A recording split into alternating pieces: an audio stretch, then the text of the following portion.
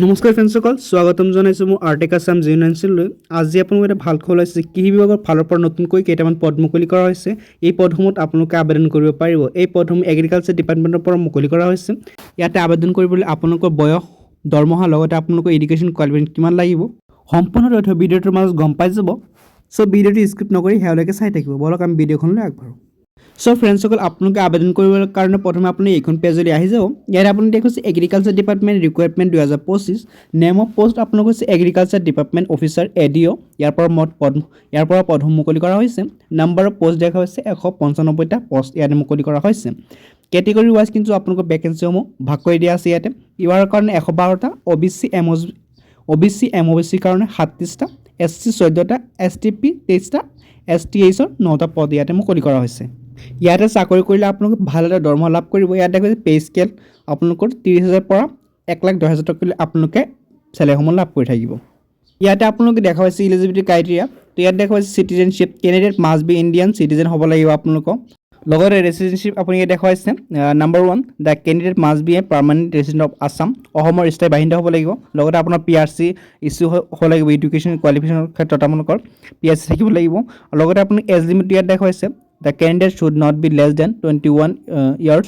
আপোনাৰ 21 বছৰতকৈ কম আৰু 38 বছৰতকৈ বেছি হ'লে আপোনালোকে আবেদন কৰিব নোৱাৰিব। অৰ্থাৎ 21 বছৰ আৰু 38 বছৰৰ মাজত যিহেতু বয়স, সিহঁতে কিন্তু ইয়াতে চাকৰিসমূহ লাভ কৰিব।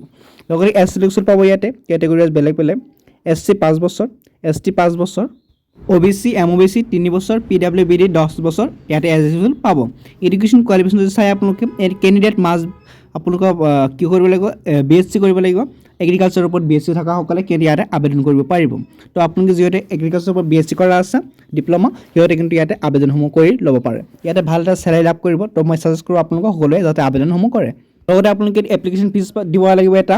তো জেনেৰেলৰ কাৰণে 297 টকা, OBC MOBC কাৰণে 197 টকা আৰু SC ST BPL PWD সকলে 47 টকা মাত্ৰ পে' কৰিব লাগিব এপ্লিকেশ্যন ফিজ।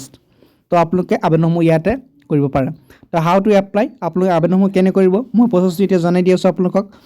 ইয়াতে আবেদন কৰিবৰ কাৰণে আপোনালোক মই ডিছক্ৰিপশ্যনত লিংক দি থৈছোঁ। অন্যথা আপোনালোকে এইখন পেজৰ পৰা আবেদন কৰিব পাৰিব। এই পেজৰ লিংক মই ডিছক্ৰিপশ্যনত দি থৈছোঁ। তাৰ পৰা আপোনালোকে ইয়াত দেখা পাইছে অনলাইন এপ্লিকেশ্যন ফৰ্ম, ক্লিক হিয়াৰ অপশ্যন এটা পাব ইয়াতে দেখা পাইছে। এই ক্লিক হিয়াৰ অপশ্যনটো আপুনি ক্লিক কৰিব।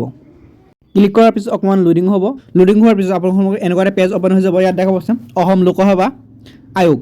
তো ইয়াতে আপোনালোকৰ কি কৰিব লাগিব, লগ ইন কৰিব লাগিব প্ৰথমে। যদি আপুনি ৰেজিষ্টাৰ কৰা নাই প্ৰথমে ৰেজিষ্টাৰ কৰি ল'ব। তাৰপিছত আপুনি লগ ইন অপশ্যন পাব ইয়াতে।